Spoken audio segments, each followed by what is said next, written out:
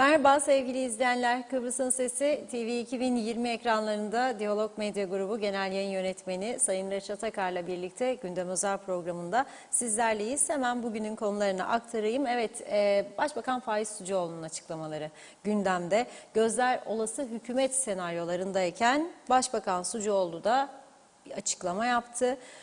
30 milletvekiliyle hükümeti kurarız ya da erken seçim dedi.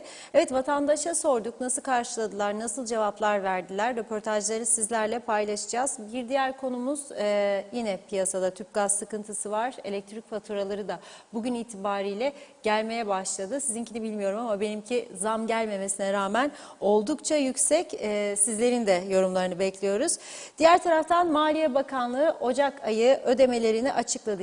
Yaklaşık 1,5 milyara yakın bir ödeme yapıldı. Rakamları kalem kalem sizlerle paylaşacağız. Son olarak da Birleşmiş Milletler özel temsilcisi liderlerle bir araya geldi. Güneyde güven yaratıcı önlemlerin ele alınması konusu gündemde. Evet, detaylarını konuşacağız. Hepsi ve daha fazlasıyla sizlerleyiz. Sizlerin de yorumlarıyla, sorularıyla programımıza başlıyoruz. Sayın Akar, merhaba. Merhabalar Funda Hanım. Herkese hayırlı günler dileyerek başlayalım. Evet, bugün sakin bir gün olur, artık seçimler bitti, mazbatalar alındı diye beklerken Başbakan Sayın Sucuoğlu'ndan önemli açıklamalar geldi. Ama ondan önce Cumhurbaşkanımız Ersin Tatar Bey'e bir geçmiş olsun mesajı gönderelim buradan. O da korona olmuş benim gibi. Gerçi o benim korona olduğumu öğrenmediydi herhalde. Bugünden itibaren 7 gün kendini karantinaya aldı Cumhurbaşkanı Tatar. İşte bu 23 Ocak seçimleri ne olduysa oldu, birçok siyasetçimiz, Sağlık Bakanımız dahi korona oldu ve koruma altında yahut da karantina altında diyeyim. Belki de Sağlık Bakanı'nın bugün yarın artık biter süresi. Onun da negatife dönmesini diliyoruz. Cumhurbaşkanı'na da geçmiş olsun diyoruz. Maliye Bakanı Dursun Oğuz da biliyorsunuz korona oldu. Milletvekilleri var, doktor milletvekilleri var. Seçim süreci bayağı temas halinde oldukları için bunlar oluyor. Tabii siyasetçilerin dışında bu omikrona yakalanıp yakalanmadığını bilmeyen çok sayıda insan olduğu tahmin ediliyor. Yani bazı insanlar var, öksürüyor ediyor ama gidip test yapmıyor. Ya bir de diyor pozitif çıkarsam ne olur, bir hafta işler yatacak diyor ama ondan sonra etrafına yayıyor. Bu süreçte dün de okumuştum, bütün Avrupa ülkelerinde tavsiye edilen, Amerika Birleşik Devletleri'nde bu süreçte mümkün olduğu kadar kalabalık yerlerden uzak, bir de maskeyi kullanmak kalabalık yerlerde, havasız yerlerde oturmamak. Havasız yere gidiyorsan riski alıyorsun demektir, bunu omuzluyorsun demektir. Ama bari başkalarına zarar verme hiç olmazsa, risk alıyorsan ondan sonraki süreçte insanlara yaklaşma yahut da maskesiz hareket etme. Buna dikkat edilmesi lazım. Bir de aşılama çok önemli. Aşıya önem vermeliyiz. Yani evet, hayat pahalılığı var, geçim sıkıntısı var, işsizlik var. Bugünden itibaren ciddi oranda artış olması da bekleniyor işsizlikte. Nedenini de söyleyeceğim. Çünkü özel sektör ayın birinde veya ikisinde ödüyor maaşlarını. Devlet baba gibi 30'unda 3 gün önce emeklileri 27-28'inde ödeyecek durum yok. Özel sektör 1-2'si gibi her ayın ödeme yapıyor. Bugün bizzat bizim dışarıda şirketlerle temas halinde olan arkadaşlarımızdan aldığımız bilgilere göre, onların getirdiği bilgilere göre çok sayıda küçük işletme işçi azaltmasına gittiğini söylüyor. Biz ödeyemeyiz diyor. Evet, 7.000 lira brüt maaş yüksek değil bugünkü koşullarda ama düşünün siz, küçük bir ayakkabıcı mağazası 3 tane çalışan var, 2'ye düşürecek.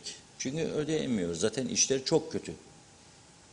Düşünün siz, bir konfeksiyoncu aynı şekilde 3 tezgahtar çalışırsa 2'ye düşürecek. 2 ise 1'e düşürecek. İşte bundan sonra işsizliğin tırmanması bekleniyor. Hayat pahalılığını indirmek yerine, bunun önlemlerini almak yerine istediğiniz kadar maaşları artırın. Zaten maaşların arttığı haberini aldıkları anda ne yapıyorlar? Fiyatlara biraz daha dokunuyorlar. Nitekim bakın bugün piyasada tüp gaz yok diye tepkiler var. Sosyal medyada birçok vatandaşımız tüp yok diyor, 2 gündür yok diyor. Hatta lokanta işletmecileri de isyan ediyor bu duruma. Çünkü akşama müşteri gelecek, gaz sobası var, tüp yok. Fırınlar var, gazla çalışan, tüp yok. Biz kameraman arkadaşımız Abdullah Su İçmez'i Lefkoşa'da en az 6-7 markete gönderdik, git gez dedik gel. Gittiği hiçbir yerde gaz yok. Bu gördükleriniz boş tüpler. Niye yok? Zam gelecek. Yahu kardeşim gelecekse bir an önce gelsin ama insanlar mağduriyet yaşamasın. Bakın elektrikte bağlandık güneye. Şimdi gazda da bağlanacağız. Oraya doğru gidiyor bu iş. Ve nitekim ben 3-4 gün önce gördüm. Metehan'ı geçer geçmez Lefkoşa'da Metehan sınır kapısını yol üstündeki küçük marketler tüp yığmaya başladı. Dışarı, bina dışına. Geçen Türkler görsün Durkoslar ve alsın diye yapıyor bunu. Yani oraya mı teslim ediyoruz? Tamamen ekonomiyi varsa böyle bir niye söylesinler. Ama çok yanlış bir olay bu. Ya bu tüp 179 lira bakkala verilirse bu bakkal bunu 180'e satmaz. Satamaz zaten. Bir Türk lirasına kimse hammaliye yapmaz. Neden 179? Demek ki gazcılar da diyor bizi kurtarmıyor diyor. O zaman bir çözümünüz bulmanız lazım bunun. Bu kadar basit bir mesele. Bu kadar basit bir mesele. 3 aydır çözemedik bu konuyu. Bir tüp gaz meselesini 3 aydır çözemedik. Yani olacak şey değil. Dünya neleri konuşuyor, biz neyi konuşuyoruz burada? Yani 1950'li yıllara geri gidiyoruz ya. Bu olacak şey değil. Yokluk, kıtlık mı çekecek yani insanlar? Parası var gidiyor markete bir tüp gaz isterim diyor. Yoktur diyor. Elektrik tabii ayrı bir konu. Elektrikte zam bekliyor. Kimi bekliyor? Yeni hükümeti. Olacaksa yeni hükümet şimdi hükümet gibi olacak. Yani birkaç isim değişecek. Alınız kararı. Elektrik kurumu gönderdi. Zam yapacaksın diyor. Hükümet diyor ben şimdi seçimden yeni çıktım zam yaparsam Haziran'da da yerel seçimleri var ne olacak? Belediye başkanlıkları mesela. Tamam ama faturalar zaten şimdi bu kesintilere rağmen yüksek geliyor. Size ne kadar geliyor bilmiyorum ama şikayetler çok. İşte az önce Funda Hanım söyledi ona 2 kat gelmiş bir öncekiye göre. Tabii farkında olmadan çocuklar da evde devamlı klima çalışıyorsa etkisi olabilir. Ama bir de ısıtıcılar korkunç elektrik çekiyor ısıtıcılar. Bu ülkenin en büyük talihsizliği su ısıtmak. Kalmadı benzeri bir ülke. Doğalgaza döndü bütün dünya kurtuldu bundan. Ama biz hala da ısıtıcı onlar da 2-3 ayda bir devre dışı yanıyor. Başka heating bozuldu diyor. Başka heating. Başka heating. Öyle parayı bakalım. Sular kireçliymiş. Bozuluyor. Sular temizleniyor. Gene bozuluyor. Yükü kaldırmadı diyor. Bozuluyor. Elektrik akımı düşük geldi diyor. Bozuluyor. Çıkabilirsen. Size gelen elektrik faturaları nedir? Bilemiyorum ama bir şikayet var. Dün sosyal medyada bazıları elektrik faturasının kopyasını paylaştı. Şikayet ediyorlar. Hani zam gelmediği, şimdiden geldi. Bakın elektrik paramız yükseldi diyorlar. O elektrik kurumundan ama böyle bir açıklama gelmedi. Ne olacağını bilmiyoruz. Şimdi esas önemli olan hükümetin bir an önce kurulması. Dün ekonomik örgütlerin ortak bir açıklaması vardı. İstikrarlı hükümet istiyoruz diye. Ve reform hükümeti olmalı bu diye. Şimdi Başbakan Sayın Faiz Sucuoğlu da diyor ki biz istikrarlı bir hükümet istiyoruz biz de. CTP kenara çekildi. Dün de Tufan Bey açıklama yaptı. Dedi ki halk bize ana muhalefet görevi ver dedi. Yani ben hükümete girmek istemem dedi. Akıllı adam. Çünkü bu koşullarda hükümete girmek demek, hani derler ya devamlı, bizimkiler çok kullanır, ateşten gömlek giymek demek. Elimizi taşın altına koyacağız derler 2'de 1'de. Ateşten gömlek girmek. Bir ilginç olay hatırladım. Söyleyeyim size. Bizde bir de şöyle vardır. Reşat Akar'ın söylediklerinin altına imza atarım mesela. Veyahut da Başbakanın söylediklerinin altına imzamı atarım. Bir konferanstayız, uluslararası bir konferansta Amerikalılarla. Bir arkadaş dedi, ben dedi bunların altına imzamı atarım. Baktım Amerikalı daire başkanı kalktı yerine. Bir dakika kardeşim dedi. Yani Türkçe'ye çevirdim. Bir dakika dedi. Ya sen kimsin, imza atmak kim? Niye sen? Ne imzası ya? Biz burada sana bir düşünce soruyoruz. Bu konuda ne düşünüyorsun? Başkasının söylediklerinin altına imza atarım ne demek? George Bush, W. Bush yoktur böyle bir söz kullanımı. Böyle bir söz kullanımı yok. Ama biz söylüyoruz. Bizim bu Kıbrıslı Türklerde çok, siyasi çevrelerde çok var bu. Altına imzamı atarım. Elimi taşın altına koyarım. Ateşten gömlek giydik. Allah Allah. Her tarafta yangın var. Gömleğin üstü de yanıyor ve giydin sen bunu. Hangi akıllı adam yanan gömleği giyer ya? Bu ülke zaten tümüyle yansa ne olacak yani? Ne kadar büyüktür çapı? Bu kadar büyütüyoruz, abartıyoruz işleri. Ve son 3 yıl devamlı 3 tane hükümet değişimi, 3 defa, 4 defa, 5 defa bazı bakanlıkların değişmesi, yöneticilerin değişmesi, memleket darmadağın olmuş zaten. Ve şimdi halk bekliyor hükümet kurulsun bir an önce.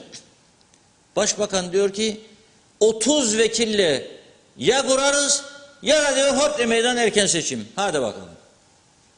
Dün çıktık daha sandıktan. 23 Ocak. Çoğu korona oldu. Savaşçıların çoğu korona oldu. Eve kapandı. Bir savaş daha. Geri kalanlar da tumba. Hangi ekonomik güçle? Nasıl olacak? Mesaj veriyor ama burada mesaj veriyor. Diyor ki 30 vekil ne demek? UBP 24, Demokrat Parti 3, 27, Halkın Partisi 3, 30. Demek ki YDP dışarıda. YDP'yle istemiyor. Zaten söylüyor. YDP diyor seçenekler arasında değil. Niçin? Çünkü daha önce YDP ile ortaklık yaptı ve Sayın Arıklı bakanlıktan Faiz Sucuoğlu hükümetinde yer almayınca verdi veriştirdi UBP'ye. Sucuoğlu da dedi ki ben bu adamdan kurmam. 29 olur çünkü. Mesela HP veya DP girmezse 24 UBP, 3 HP veya 3 DP 27, 2 de YDP 29. Kesinlikle diyor YDP ile kurmam. Ya diyor 30 vekil ya da diyor erken seçim. 27 ile kurmak mümkün diyor. Hemen kurarız diyor. 27 dediği anlarsınız da şimdiki ortağı Demokrat Parti. Şimdi tabii Halkın Partisi de sütten dili yandı, yoğurdu üfleyerek yiyecek. Neden? Çok önemli bu nokta. Çünkü 2 kez hükümetten çekildiği Halkın Partisi diye dayak yedi şimdi bu son seçimlerde. Milletvekili sayısı 3'e düştü. 9'dan 3'e. Çok ağır bir darbe yedi Halkın Partisi. Neden? 2 defa çekildi diye. Peki neden çekildi? Neden çekildi? Unutmayalım. Dörtlü koalisyonda şimdi Cumhurbaşkanlığı Sarayı olarak ayrılan çok değerli araziler, tabii onlar da Mavroyannis'indir. Bizim değil yani. Ama Maraş'ta bizim olduğuna göre Mavroyannis'in sınırın bu tarafında kalan her şey bizimdir.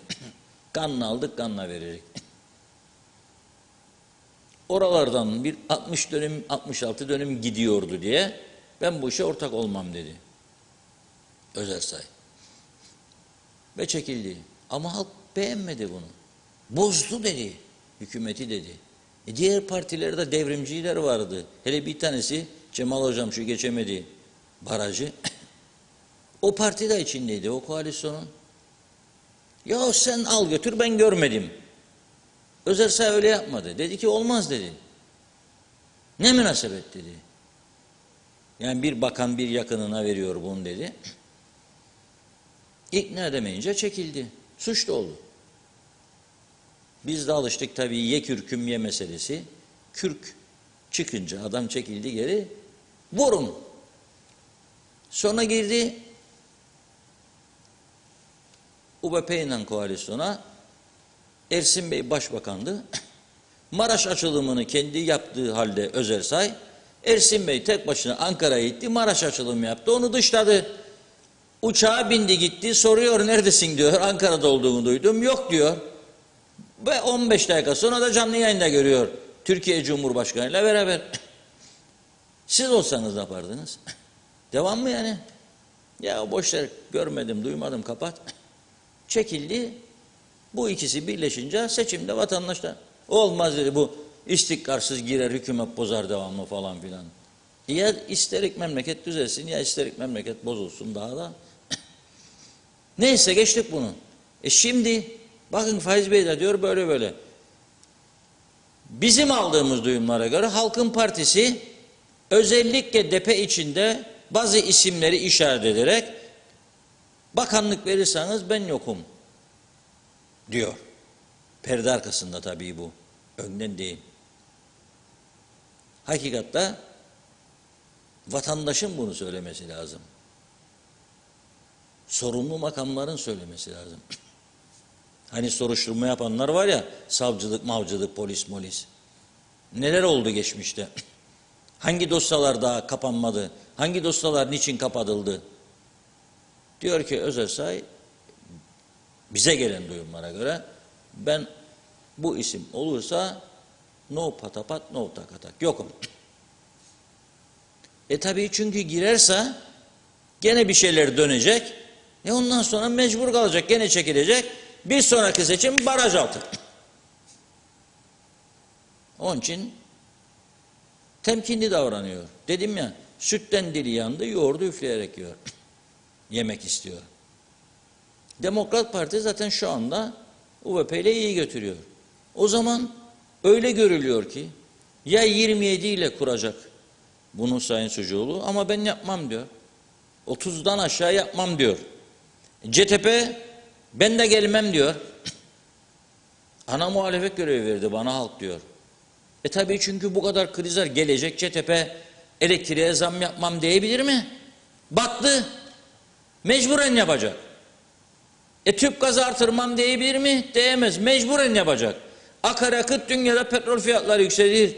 Ben yükseltmem diyebilir mi? Mecburen yapacak. Elektrikten başlayalım.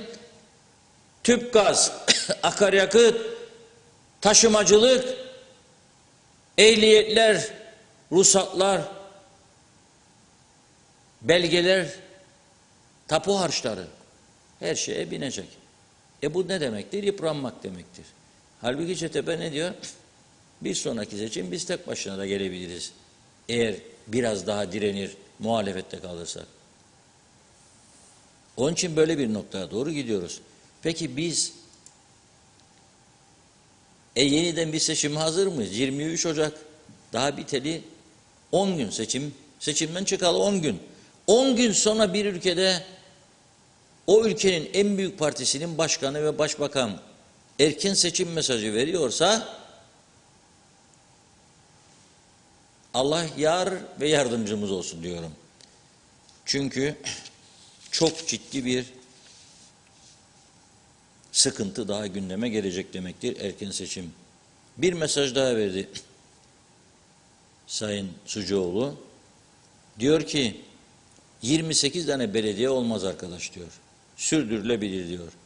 Belediyeler için diyor reform yasasını geçirip seçime gidilmesi durumunda daha verimli çalışacak.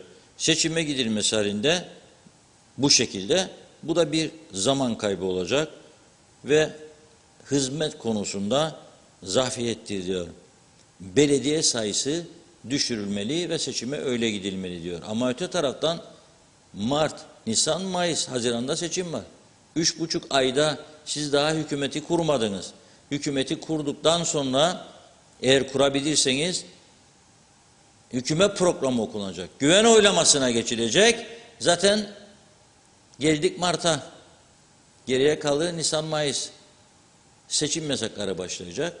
Yani bu 28'in azaltılmasını herkes istiyor. Ezici bir çoğunluk. Ama gelin gelelim bugüne kadar yapmadıkları için şu anda bunun çok zor olacağı bu kısa süreçte de gözle görülür halde. Başta Faiz Bey'in kendi partisinin belediye başkanları zaten buna itiraz edecekler. Yani gelin birleştirelim dediğinizde siz itiraz edecekler. O yüzden yani Paşaköy ile Vadili'yi nasıl birleştirecek? İkisi de UPP'li. Yan yana köyler. Çok zor. Bu süreçte çok zor. Peki halk hazır mı acaba buna? Halk ne diyor? O çok önemli. Dilerseniz bir vatandaşlarla bugün sıcağı sıcağına Faiz Bey'in bu açıklaması üzerine arkadaşlarımız söyleşi yaptı, Ömer Kadiroğlu. Onları izleyelim. Sonra onun üzerine sizin yorumlarınızı alalım. Hükümet çalışmaları devam ediyor. Nasıl bir hükümet olmalı? Hangi partiler sizce hükümette yer almalı? Yani çok fazla söyleyecek bir şey yok yani bu konuda. Çünkü seçim sonuçları gene aynı şekilde oluştu. Dağılımlar da aynıdır. Artık onlar iyisini yapacaklar çünkü çok fazla ilgilenmiyoruz artık halk olarak da. Siyaset. Bu işlerden çok fazla artık depolitize olduk yani. Başbakan Faiz Sucuoğlu bugün yaptığı bir açıklamada 30 milletvekiliyle hükümeti kuramazsam erken seçim çağrısı yaptı. Siz bir vatandaş olarak bu durumu nasıl değerlendirirsiniz? Yani çok fazla takip etmedim. Yani aslında bu açıklamayı da duymadım açıkçası. Şimdi siyasette katılanlar genellikle karar veriyorlar zaten bu konuda. Bir karar verecekler artık takdiri onlara kalmıştır. Çok da fazla söyleyecek bir şey yok yani. UPP ve bana göre Cumhuriyetçi Türk Partisi'nin iki güçlü partinin hükümette olması bence ülke için daha hayırlı olacağını tahmin ederim. Yani bence ülkeye erken yani yeniden bir seçimin ülkeye bayağı zararı olacağını tahmin ederim.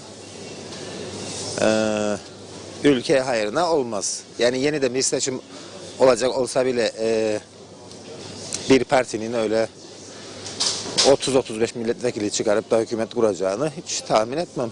Hangi partilerin yer almasını istersiniz UPP'nin yanında? Hangisi iyi olursa onu isterim tabii ki. Düşünceniz var mı? Yani yeni doğuşun isterim. Yanında CTP'nin yönetimini de ben önceden beğenmiştim. Onu da isterim. CTP ve YDP Aynen, üçlü koalisyon. aynen. Peki Başbakan bugün bir açıklama yaptı. Dedi ki 30 vekilli bir hükümet kuramazsam erken seçime giderim. Sizce bu durum, bu açıklamayı nasıl değerlendirirsiniz? Bir erken seçim daha olursa bu ülke ne olur? Yani şimdi erken seçime gitmek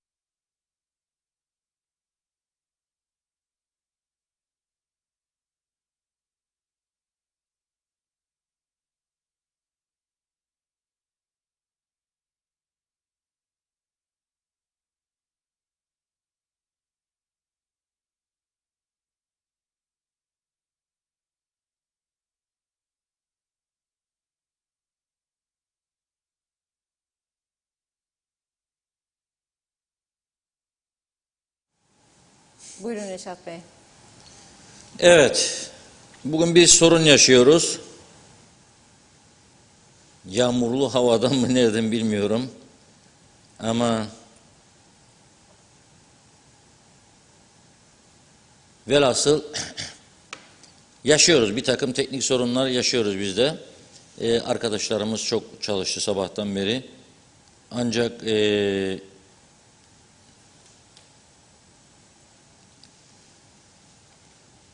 gidiyor geliyor. Düzeltmeler oluyor. Tekrar Şimdi gidiyor. tamammış. Arzu ederseniz yayınlayalım geri kalanını. Verelim tekrar o Evet. zaman. Benim yönetimini de ben önceden beğenmiştim. Onu da isterim. CTP ve YDP Aynen, üçlü koalisyon. aynen. Peki Başbakan bugün bir açıklama yaptı. Dedi ki 30 vekilli bir hükümet kuramazsam erken seçime giderim. Sizce bu durum, bu açıklamayı nasıl değerlendirirsiniz? Bir erken seçim daha olursa bu ülke ne olur? Yani şimdi erken seçime gitmelerini ben istemem. Çünkü bu seçimlerden bu memleket çok zarar gördü ve görmeye de devam ediyor. Güçlü bir parti olsun da hangisi olursa olsun. Mesela UBP'nin yanında UBP, CTP olursa iyi olur. Her hususta sözünü geçirebilir. UBP, CTP. Evet. Veyahut da üçlü. Üçüncü kim? Üçlü artık UBP, DP, Halkın Partisi, diğeri. Peki öneriniz ne olur hükümeti kurmak? Beğenmezse CTP'ye verecek. CTP alacak öbürlerini. Öyle kuracak. Öyle kuracak. Evet. Azınlık olarak gene kuracak. Sağ partilerin yer alması. Yani mesela UBP'nin yanında hangi partiler olması lazım? Ya o DP olur, HP olur ve YDP olabilir. Yani bunlar. Ülke zaten kaosta. Daha kötüye gider. Ekonomimiz daha çöker. Onun için ekonomimiz zayıflar. Doğru olmaz diyor. Doğru olmaz yani. Peki ne yapması lazım Sayın Sucuoğlu'nun? Kurması lazım, anlaşması lazım. Bir şekilde Bir şekilde anlaşması lazım. 26'yı bile bulsa kursun diyorsunuz. Evet. 30'a zorlaması. Ya 30'a 27 de oluyor canım. 27-28 olan var yani. Bence vurması lazım. Yani bir intibak yapıp kurması lazım yani. Şimdi seçim masraf, her şey pahalı, her şey yani bir an önce kurması lazım. Yani bir seçim daha kaldırmayız diyorsunuz. Ya kaldıramayız tabii ya. Bir küçük yerik. Yani biraz daha halkı düşünsünler. Evet. Yani Bir seçime daha gidilirse ne olur ülkede? bir şey olmaz, ne olacak? Değişmez bir şey diyorsunuz. Bir şey değişmez.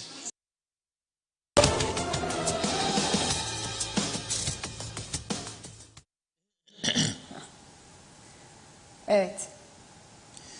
Evet, vatandaşların görüşlerini yansıttık. Herkes seçimlerden usanmış, bıkmış, usanmış vaziyette. Dolayısıyla yeniden seçim lafını duymak bile istemiyor vatandaşlar. Bu da siyasilere bir ders olsun. Yani seçimden çıktık, bir şekilde uzlaşıp kurmak lazım. Ama şöyle bir şey olabilir. Tüm partilerin destek vereceği bir teknokrat kabine kursunlar. Bu da olabilir. Mümkündür ve çok iyi olur hatta. Tüm siyasi partilerin destek vereceği bir teknokrat kabine kursunlar. Ama ne olacak bilir misiniz? Önerilecek isimler, bir parti diyecek ki bunlar hep milliyetçi, faşizm falan filan diyecek. Öteki diyecek bunlar hep Rum yanlısı, federasyoncu diyecek. Bu bir kültür işi yani. Siyaset de bir kültür işidir. Siyaset kültürü gelişmeyen ülkelerde maalesef çok sıkıntılar yaşanır. Nitekim bakınız seçim atmosferinde bazı adaylar, yani konuştuğum insanlar var. Üst sıralarda aday gösterilip ama seçimi kazanamayan ve alt sıralardakilerin kazandığı sonuçta. Peki o kaybedenden daha mı etkiliydi? Yok. Daha çok mu tanınıyordu? Hayır. Daha çok mu bilgili? Hiç ilgisi yok.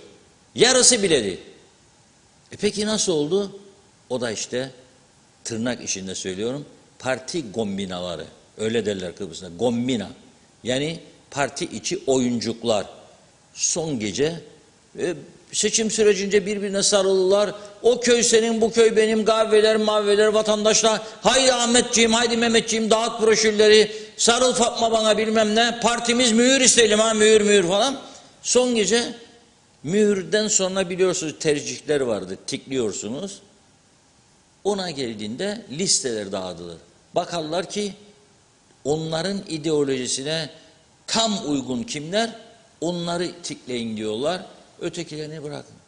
Oyları topluyoruz ya onların, bırakın kendilerini, sandıkta kalsın. Ve bu ülkeye çok iyi hizmetleri olabilecek insanlar maalesef sandığın içinde kaldı. Şimdi bunu gören insanlar, aklı çalışan insanlar bir sonraki seçimde aday olur mu arkadaş? Yani hem para harcayacak, hem kendini ortaya atacak, işlerini aksatacak, hem de sizin seçim propaganda anlayışınız, o köy senin, bu köy benim, o kahve senin, bu kahve benim, broşür dağıtma Aras'ta çarşısında, Mausa çarşısında odur. Yani hala daha çağdaş bir duruma gelemedik.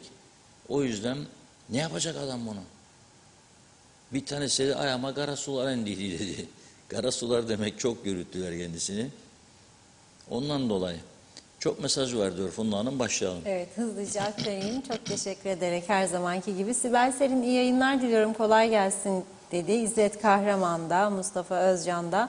Mustafa Özcan ayrıca diyor ki Bermuda şeytan üçgeni eşittir KKTC. Evet, Hüseyin Özyükselen Rum tarafında tüp 10 euro. Hüseyin Şahin, evet gel de yaşa diyor. 6.100 liradan domates 19.90, salatalık 31 lira. Sırada gaz var 240 lira. Bugün Girne Türk Mahallesi'nde markete gittim. 40 adet tüp var. Bir tane istedim, satmadı. Bunlar ayrılmış dedi çünkü diyor zam gelecek. Zabıta ekipleri gereğini yapsın lütfen. Bu bir ihbardır diyor izleyicimiz. Evet, sesle ilgili böyle bugün biraz bir problemimiz var. Evet, İzzet İzzi Sofaroğlu'da salatalık 38 lira Reşat abim yazmış. Mehmet Uluçay, ülkemizde gerçek olan tüccarlar ülkenin her yönde gidişatında söz sahibidirler. Hükümet de seyrediyor, karşı çıkmıyor ne hikmetse. Ömer Bozkara, vezirler elektrik zam derler, herkes kızar. Tersim Türksel, yaptığı zamlardan kimin haberi var demiş. Madem ki elektriği herkes az kullanır, neden 380 ampere çıkar akımlar? Herkes işine geldiği gibi diyor. Doğan Falyalı, para yok madem devlet veya özel sektör durmadan zam yaparsa kurum kuruluşlar zam yarışına girdiğine göre pahalılığında önüne geçilemez, aksine artar. Bu durumda her ay hayat pahalılığı eklenmeli. Nazime Nalbant Londra'dan herkese sevdiklerine selamlarını yolladı. Yine koronadan çok kişiler karantinada diyor. Çok kişi de korkar söylemez ama bunu yapmayın lütfen, ayıp bir şey değil demiş. Omikron yayıldıkça Avrupa'da da çok duyuyoruz. Onun için aşı, maske çok mühim. Ne kadar korunursa hem kendin için hem insanlarımızı zarar hiç kimseye olmasın diyor. Evet, daha hükümet daha kurulmadı ama arka arkaya da zamlar yüzünden işlerini bile yapamıyorlar demiş. 2022 geldi diye sevinmiştik. İnşallah dedik, her şey düzelir diye konuştuk ama ne oldu? Bir adım daha ilerleme yok. Sadece zamları ve bazı istemediğimiz olaylar oluyor. Tez vakitte iyi haberler duyarız inşallah diyor Nazime Hanım. Lütfi Toruntay'da mutlu akşamlar. Evet, vallahi demiş Güney'de tüp fiyatları 9 euro. Bizde 180 lira ve yok karanlıkta yürüyoruz ama nereye? Yollar bozuk, elektrik yok, pahalılık aldı başına gidiyor, denetim yok. Teşekkür ederim, mutlu, huzurlu, sağlıklı akşamlar diliyorum diyor. Ne olacak halimiz? Hiçbir belirtide yok. Evet, Evren Erinmez sadece akşam yazmış. İzzet Kahraman, Reşat Bey ne oldu diyor. 1985 yılında da aynen dedikleri gibi ateşten gömlek giydik dediler. Bir de maliye kasası boş dediler. Yıl 2022, hala aynı film devam. Bekir Törer, Tufan Bey akıllı demiş. Nasıl olsa vekillik cepte, başım ağrımasın diyor. Ben maaşımı alırım, yatarım diyormuş. Yer yatarım diyormuş. Bekir Bey öyle diyor. Fikret İpekçioğlu, Reşat Bey baştan itibaren seçimde herhangi bir adayların yargıda davası varsa milletvekilliği adayı olmaması gerekir sizce diye sormuş. Osman Mene iyi akşamlar. Salih Mullalı önüne gelen parti kurar. Amerika'da bile bu kadar parti yok. Cansev Yaman, Belki gündemde konu bunlar değil ama tekrar gelebilmesi adına demiş. Kısa bir süre önce engelli kardeşimiz Meryem'in cesedi yüksek ovalık bir yerde bulundu. Meryem'in katili ya da katilleri bulundu mu? Yine küçük bir çocuğumuz, yine adı Meryem. Saatler içinde ailenin iddiasına göre ihmalden öldü. Sonra korona deyip kapatıldı. Bu soruşturma oldu mu diyor. Son olarak da Bulut Akacan'ın babasını vuran kişiler tutuklandı mı demiş. Evet, bunlar çok önemli konular, cevaplanması gereken sorular var diyor. Ömer Boz, Karavezirler, Tufan Hoca bence de girmesin demiş. UBP ile YDP ülkeyi batırdı. Bunun enkazını CTP mi çekecek? Bu halk madem ki UBP'yi seçti, UBP temizlesin diyor. Doğa Dilber, marketler sinir bozucu oldu. Onlu pide 20 lira, yoğurt 19, peynir 70, ekmek, köy ekmeği 18 lira. Çıldırmamak mümkün mü diye yazmış. Erol Topçu da hayırlı yayınlar diliyor. Salih Mullalı %10 oy potansiyeli olmayan partinin mecliste ne işi var? Bunlar çoktan temizlenmeliydi. Evet, Doğa Dilber yine yazmış, makarna 10 lira, altılı yumurta 13, hellim 95, nerede yaşıyoruz, ne oluyor, imdat diyorum, imdat dedi.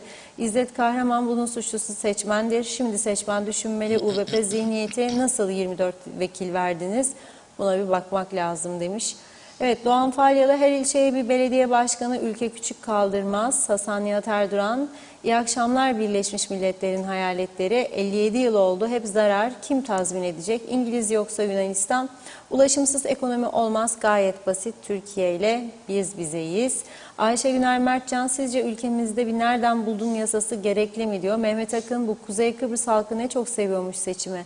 Her gün olsun yok demez yemin ederim. Uyan artık KKTC, uyan. Sizin artık tekrar seçim yapmak için reklam panosuna afiş asmaya, mitingler yaparak para harcamaya, beleş çay, kahve, yemek yemeye, boş yere para harcamaya değer mi? Kimin cebinden çıkıyor bu paralar diyor. Soruyorum, dün yine zam geldi.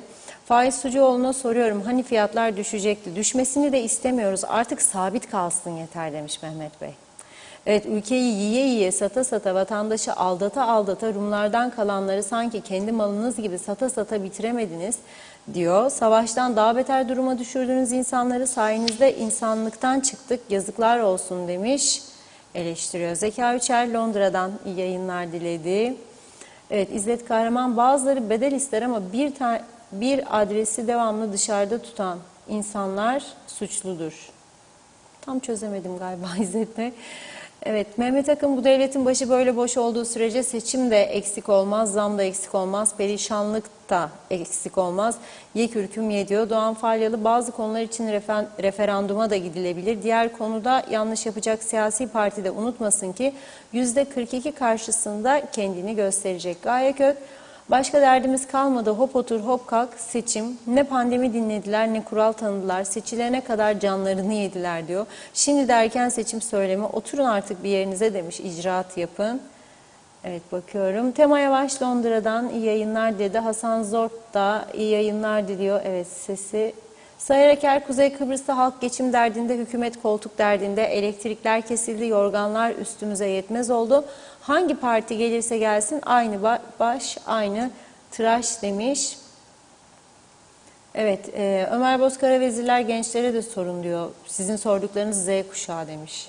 Z genç değil mi de? Ali Dereseven, evet Reşat Bey, Kuzey Kıbrıs karanlık denizlerde kaptansız yüzen bir gemi gibi, bu isim yakıştı mı, sizce uygun mu demiş. Selçuk Özenli'de, Küçükada'da 25 vekil yeter, ne derler? Çokluk iyi değil diyor. 25 vekille de boşa maaş ödememiş oluruz. Turgay Sakiner'in mesajını aktardım. Nilüfer Canova, gelişmiş ülkelerde insanlar adayları televizyonda dinler, vizyonuna bakar, eğitimine bakar, ona göre de oyunu kullanır dedi. Bir iki mesaj okuyup ara vereyim. Feyzan Koru, şu an Birmingham'dayım. Kısa bir süre bu kadar olamayız ama sistem denilen şeyin onda biri bizde de olsa diye düşünüp olmadığı için kahroluyorum demiş. Yurdaer Garip de UBP, CTP arasında kan uyuşmazlığı var diyor. Evet, Yıltaç Özkubilay'da selamlar demiş. Evet. Ses yok diyor. Ses yok diyor. Mehmet Bulduk'ta, ülkede hal yasası çıkmazsa 3-5 tüccarın insafına kalmışız. Hükümet hükümsüzdür, gücü yetmez tüccarlara istedikleri fiyatları yazıyorlar. Yazık dedi. Burada bir ara vereyim, mesajlara devam edeceğim. Evet Reşat Bey, sözü size bırakayım. Evet, çok sayıda özelden de mesaj geliyor bana. Ses yok. duyamıyoruz, üzülüyoruz diye arkadaşlarımız ilgileniyor dediğim gibi. Elbet bulacaklar neredendir bu. Herhalde bir fare girip de bize kapluları yemiş değildir. Teknik arkadaşlarımız bulacak diye düşünüyorum. Olmaması lazım bunların ama oluyor. Teknolojide maalesef zaman zaman oluyor. İnşallah program akışı içerisinde düzelir. Şimdi tabii hükümet var aslında şu anda.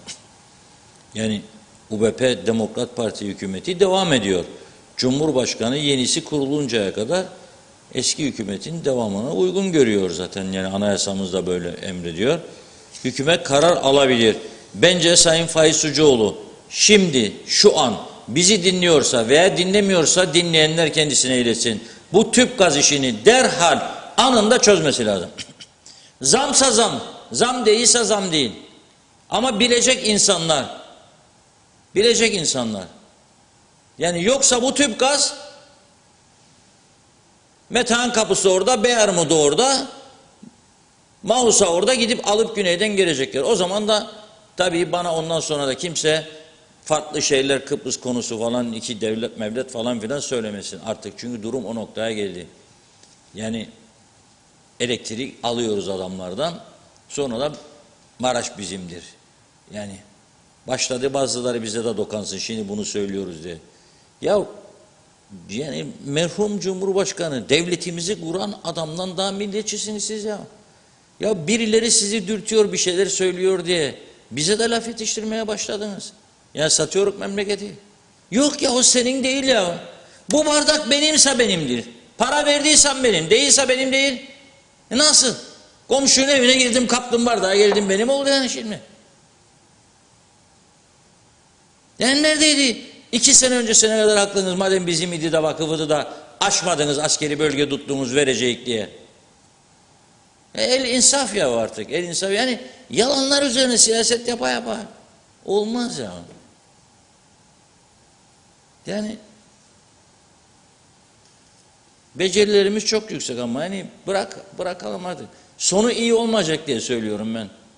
Sonu iyi olmayacak yoksa benim de gönlüm arzu eder. Hepsi bizim olsun. Bütün ada. Bafa kadar. Hadi yürüyün gidelim ağlam. Olur mu?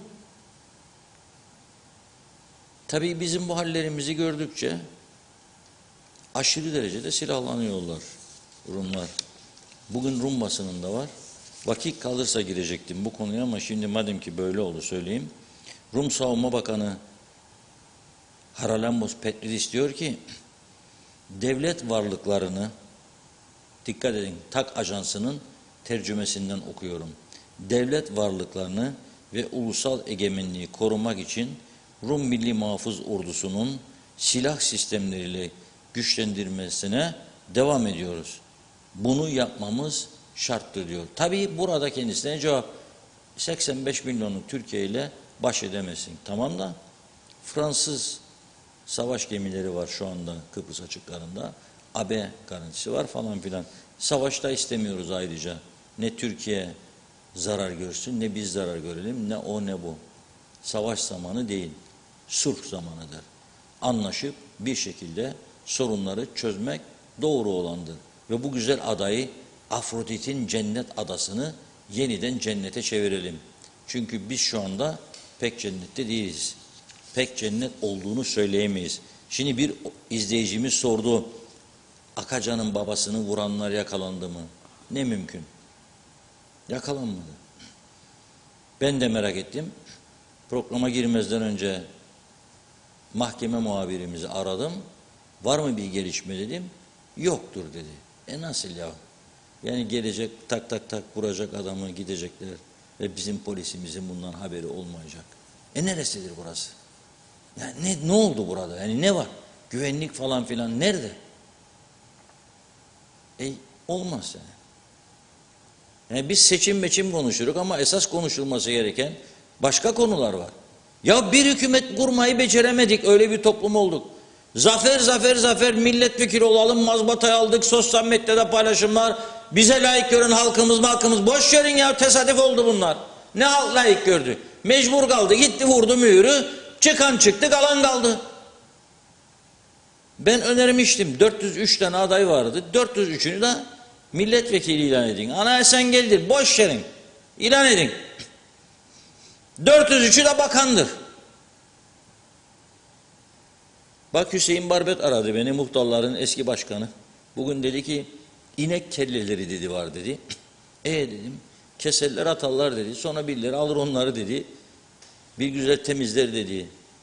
Yanaklarını manaklarını dedi. Dikkat etti de şeftali yapar çuvağa dedi. Aman Allah'ım dedim, ben zaten yemem ben muhtar şeftali dedim. Emin miyim dedim, Allah billah dedi. Ve manşete bakalım. Ne diyor manşet? Bakınıza bakın. Barikat operasyonu, Diyalog Gazetesi'nin bugünkü manşeti. Güneyden uyuşturucu getirip kuzeye satan yabancı uyruklu 10 kişi. Bakın. Tüm yabancı. Ne dedik dün burada? Memleketin dedik. Altı üstü. Her tarafı beyazla örtüldü. Beyazla örtüldü. Aman Allah aşkına polisi yargıyı da bulaştırmayalım bu işlerin içine ha. Allah aşkına. Yakalanma konusunda polisimiz her şeye rağmen, adam eksikliğine rağmen başarılı. Aman polisi koruyalım, güçlendirelim. Yargı da daha hızlı çalışsın. Yargının daha hızlı çalışabilmesi için yasal düzenlemeler yapmak lazım.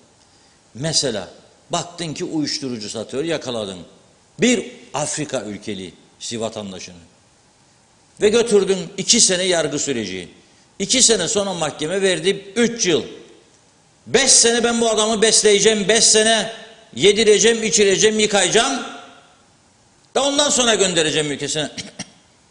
Koy gemiye gönder. Cezaevi patladı.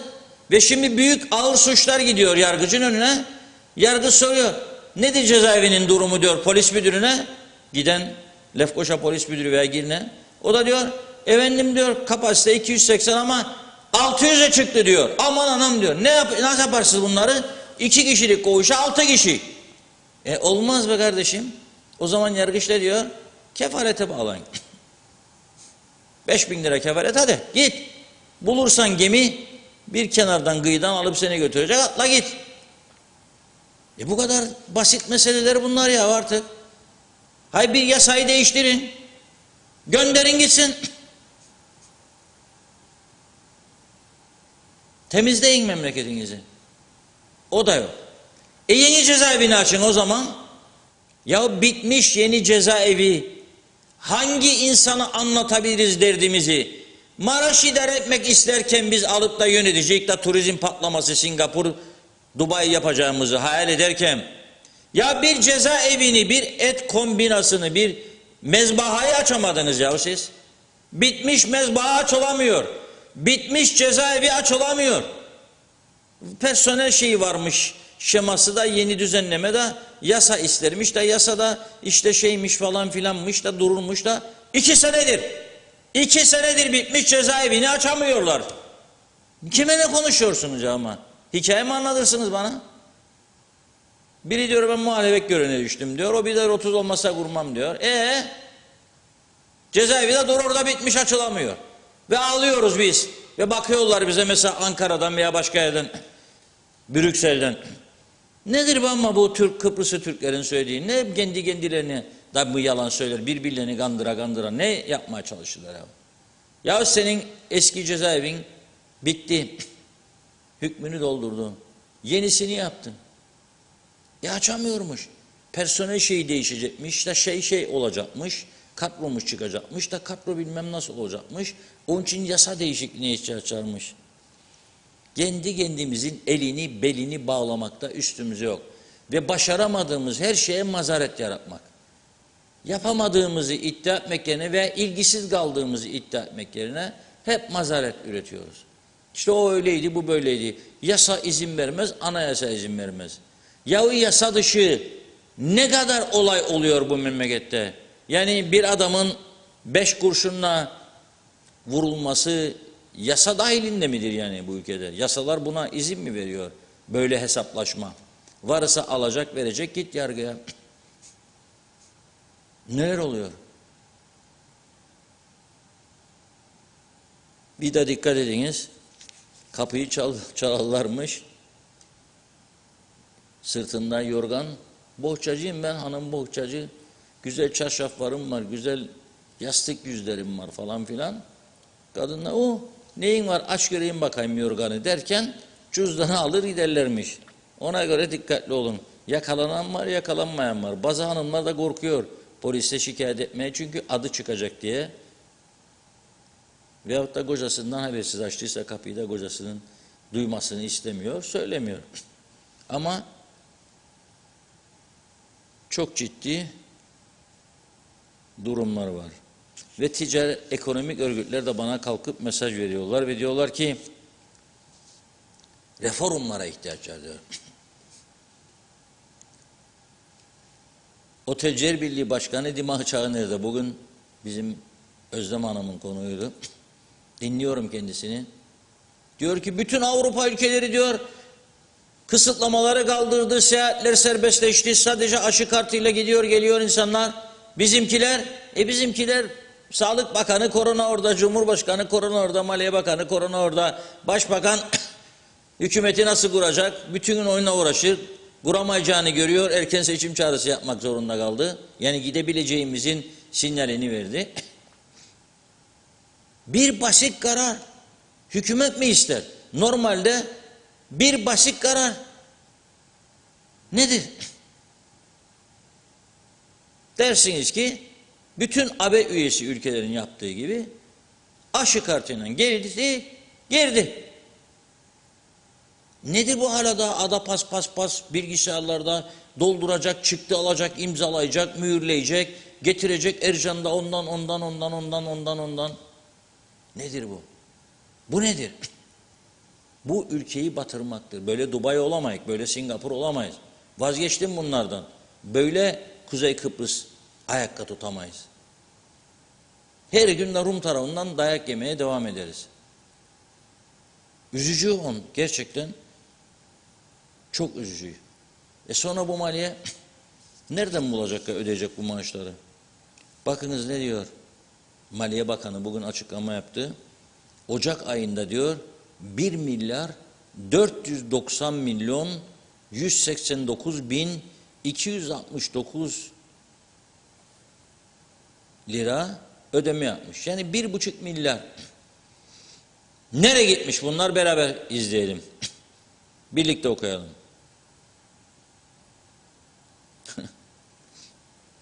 1 Ocak 2022'den 31 Ocak'a kadar bu dedim ya 1 milyar 490 milyonun 1 milyarı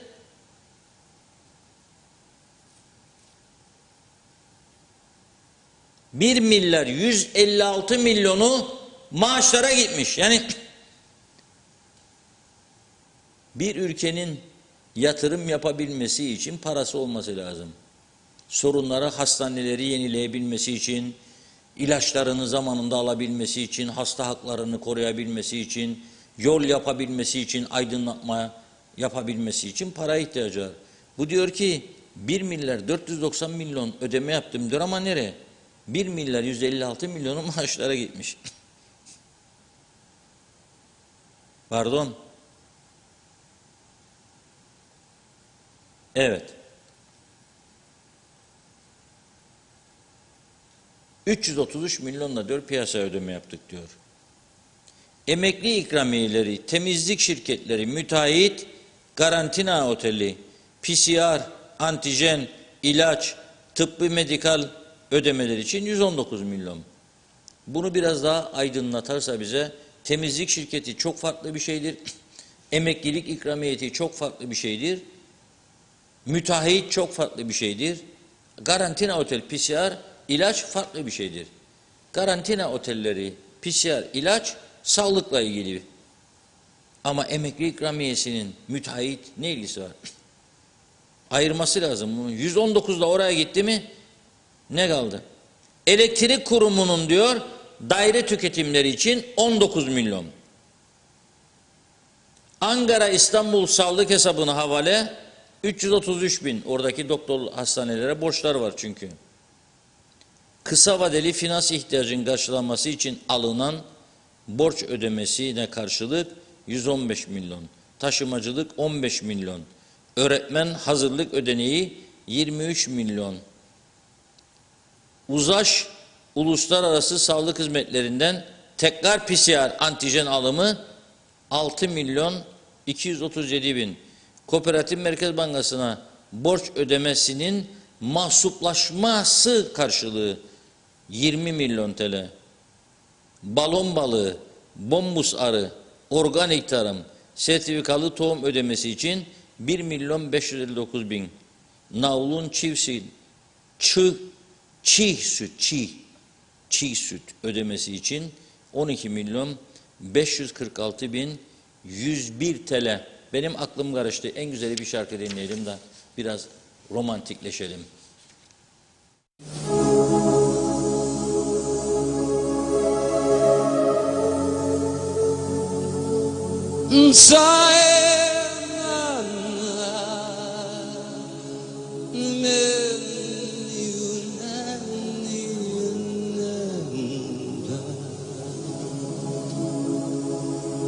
Qui dove il mare luccica e tira forte il vento,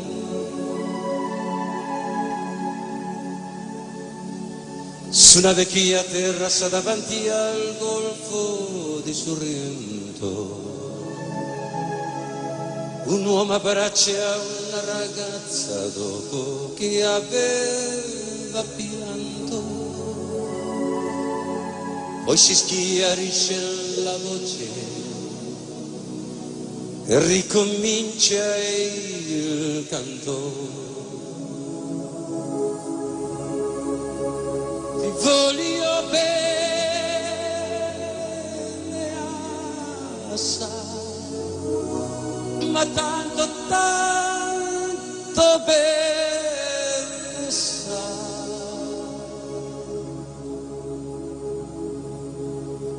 È una catena oramai che sogna il sangue di te me ne sai.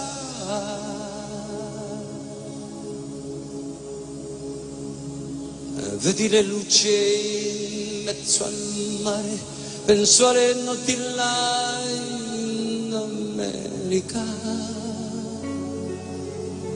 Ma erano solo le lampade e la bianca scia di un'elica. Guardò negli occhi una ragazza con gli occhi verdi come il mare.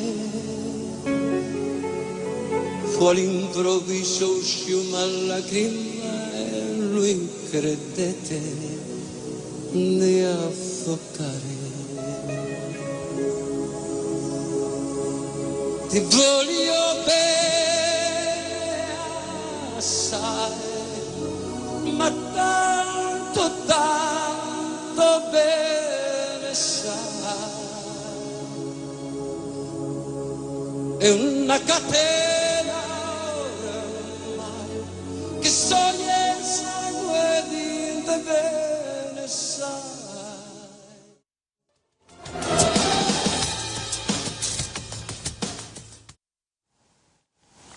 Evet, hangi şarkıcıdan dinledik? Tabii bazı insanlar, bazı izleyicilerimiz sevmeyebilir, kusura bakmasınlar. Değişik türlerden çalıyoruz. Bu, dünyanın en önde gelen sanatçılarından kadife sesli Julio Iglesias. Bir zamanlar Kıbrıs'a da gelecekti, parayı da aldı, 100.000 dolar peşinat, sonra Rumların engellemesi yüzünden gelemedi. Tabii bu şarkının geçmişi vardır. İtalyan ünlü bir sanatçının artık son döneminde, hayatının son döneminde onun için yazılmış sözleri bu şarkının. Bunu Favoretti de çok müthiş söylüyor. Ondan da dinlemenizi tavsiye ediyorum. Ben tabii Julio Iglesias'ı çok sevdiğim için, hayran olduğum için onun sesinden dinletmek istedim.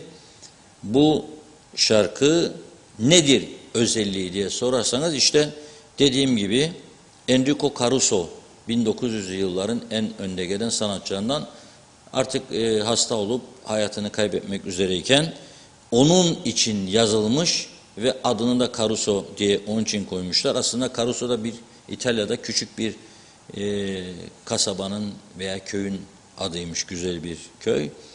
Ve onun adına dediğim gibi duygusal bir parça, bir veda şarkısı olarak değerlendirilebilir bu şarkı Caruso. Evet, tabii başka bir program var da gene merak etmeyin. Ankara'nın bağlarını da dinlediriz. Veyahut da tavukları pişirmişem. O da bazıları onu seviyor, bazıları bu tür parçalar seviyor. Hepsine saygı göstermek boynumuzun borcudur. Bugünkü program akışı içerisinde Metehan sınır kapısına değinmeden geçemeyeceğiz. Bugün sabah saat 06.40'da bana Altan arkadaşımız tarafından güneyde çalışan bir işçimiz her gün geçiyor, gönderdiği fotoğraf vardır ona. Lütfen bakar mısınız? Sabah 6.40. Bu yoğunluğa bakar mısınız? İşçiler arabalarına binmiş gidecekler. Ezici bir çoğunluğu inşaatlarda çalışıyor. Sen devlet olarak her gün 2000'i aşkın insanının gidip Rum tarafında ekmek parası kazanmasına göz yumuyorsun. Yummak zorundasın zaten. İşsizlik parası da ödeyemiyorsun. Bu insanlara kuzeyde iş değer atamıyorsun. 15-20 bin arası atıl vaziyette senin mülk var. Milyarlarca dolar eden bu mülkleri satamıyorsun. Kimse senin ülkene artık gelmek istemiyor. Yalancılık, dolandırıcılık, sahte kontratlar, sahte müteahhitler mahvettik bütün imajı, prestiji. İnsanlar artık Kıbrıs'ın kuzeyine gelmek istemiyor. Turist de gelmek istemiyor. Niye gelsin? Niye gelsin turist Kıbrıs'ın kuzeyine? Ne özelliği kaldı bu Kuzey Kıbrıs'ın? Söyler misiniz bana? Ne özelliği? Şeftali kebabı mı yiyecek? Masadan kalkamaz, midesi alışkın değil. O şeftaliyi yediği zaman.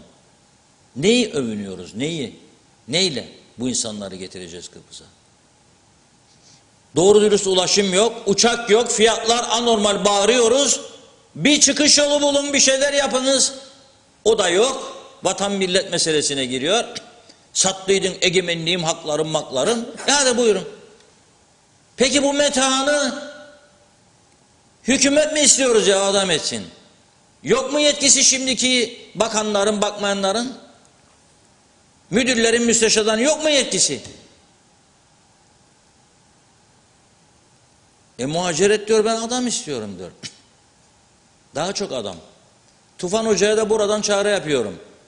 Mausa kapısının açılması için girişim yapacağım demiştiniz. Ben de alkışlayanlardan biriydim sizi. Hükümette olmanız şart değil. Bugünkü pozisyonda da bir parti lideri olarak derhal bu çağrıyı yapabilirsiniz ve yapmalısınız. Ve yarından tezi yok.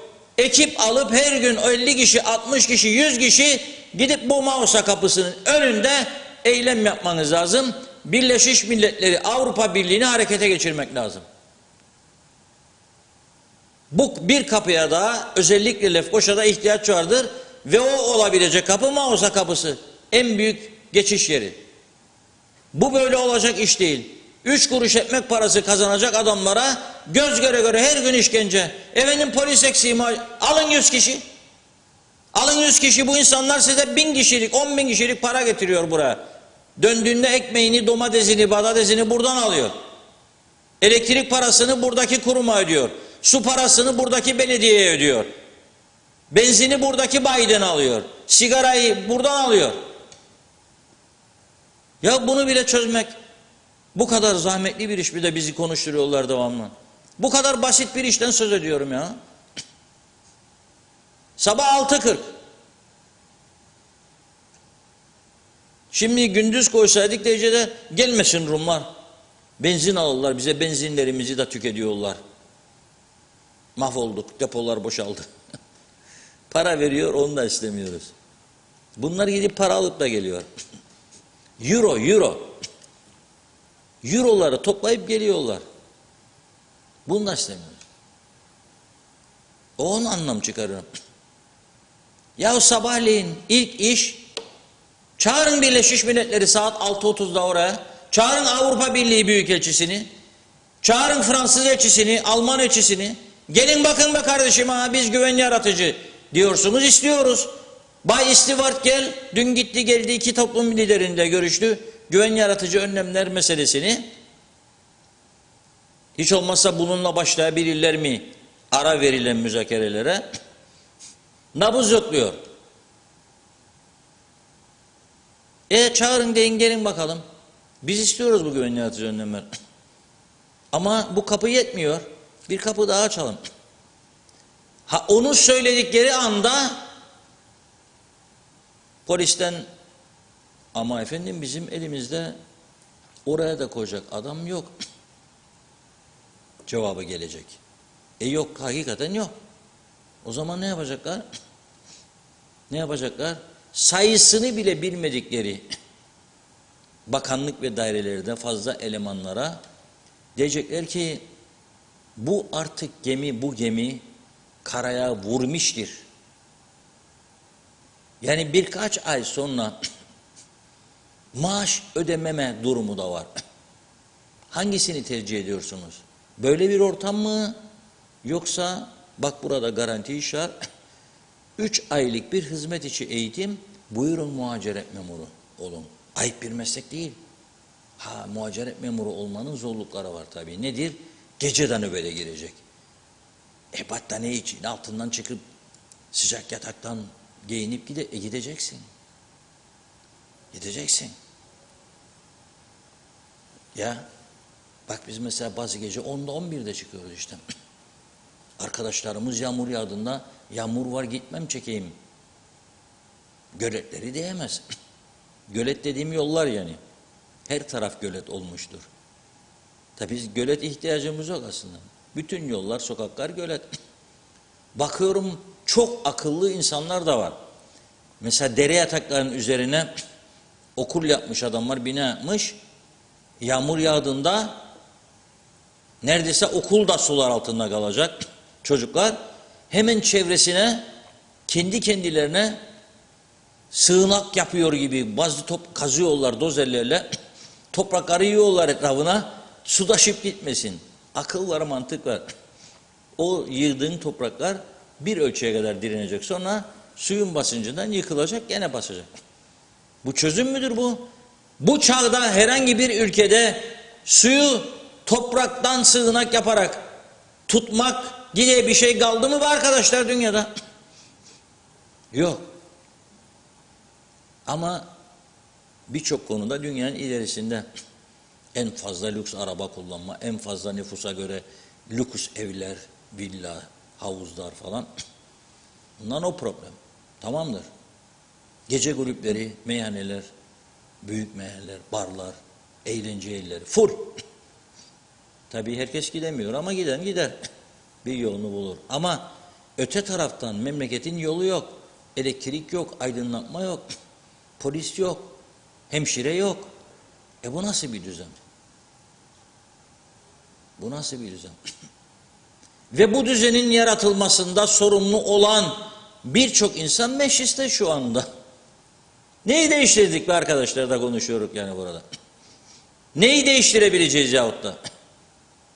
Hala ben bakıyorum, iyi insanları temizlemek için seçimin son 24 saatinde büyük operasyonlar yapılabiliyor bu ülkede. Kafalar değişmedikten sonra neyi değiştireceğiz biz? Önce kafaların değişmesi lazım. Sonra da vatandaşlar yazıyor bana programdan önce. Reşat Bey haberiniz var mı? Kabak 23 lira. Kabak pişti tuz ister diye bir söz vardır. Devamını söylemeyeyim, siz bilirsiniz. Benim canım da karpuz istiyor. Ama zamanı değil. Kabak yemeyin şu anda. Bakın görün fiyatlar nasıl olacak. Zamanı değil, sera üründür. Domat, biber, patlıcan, kabak, bunlar hepsi yaz ürünü. Salatalık. Yemeyin şimdi. Zaten tehlikeli de. O salatalığı yetiştirsin diye adam basıyor. İlacı. Çoğu kontrolsüz. Daha doğrusu hepsi kontrolsüz. Kim gidip kontrol edecek? Yani Tarım Bakanlığı ekipleri zannediyorsunuz gidip geziyor, tarlaları da kontrol ediyor. Senede 1-2. Kim gidecek? Yoktur böyle bir şey. Kendimizi koruyabildiğimiz kadar koruyacağız. Şimdi neyin zamanı? Marul, gollandro, kereviz, roka, lahana çok faydalı. Brokoli. Brokoli de çoğu sevmiyor bizim Kıbrıs'ta. Yaramaz diyorlar. İlak. Ama kabak istiyor insanlar. Yemeyin kabak diyorum. Zamanı değil ama bakın yemediğiniz zaman göreceksiniz.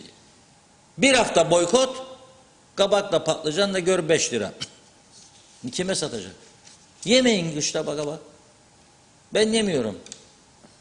Ağzıma bile koymam yaz yiyeceğini. Koymam. Yaz geldiğinde yerim. Salatalık tamamen stop. Zaten alın kırın bakalım kokusunu. Nasıldır? Bir de içinden sular akıyor. Evet Funda Hanım buyurun. Evet, hızlıca başlıyorum, mesajlara gidenler oldu tabii. Mehmet İnancı, selam Reşat Bey. Ruhsatsız tabanca taşıyan her kimse adam öldürmeye teşebbüs edenlere ömür boyu hapislik versinler. Bakalım bu tetikçiler silah doğrultacak mı? Bu önerimdir. Bakanlar ve bakmayanlara görev düşer. Sayar Eker, doğru dürüst iş yapmazsak devletçilik oynamayalım diyor. 1980'lere yapıştık kaldık demiş.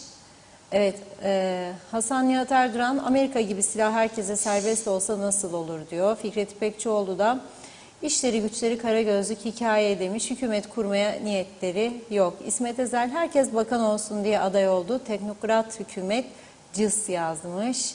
İsmail Kızılşahin, memleket suç memleketi oldu. Hasan Nihat Erduran, taş ağır bu aralar, kolay mı eli? Maciz olur hükümetin. Garip okudum.